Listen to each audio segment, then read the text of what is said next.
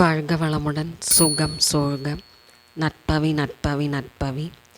பெருமாளை நித்தமும் அவருக்குரிய நாமத்தை நாம் மனதார ஜெபித்து வந்தால் திருமாலின் திருவருளும் மகாலட்சுமியின் பேரருளும் கிடைத்து வாழ்க்கையை வாழ்வாங்கு வாழலாம். திருமாலுக்கு உகந்த மந்திரங்களை சனிக்கிழமைகளிலும் ஏகாதசி நன்னாளிலும் உச்சரித்து வர மிகச் சிறந்த பலனை பெறலாம்.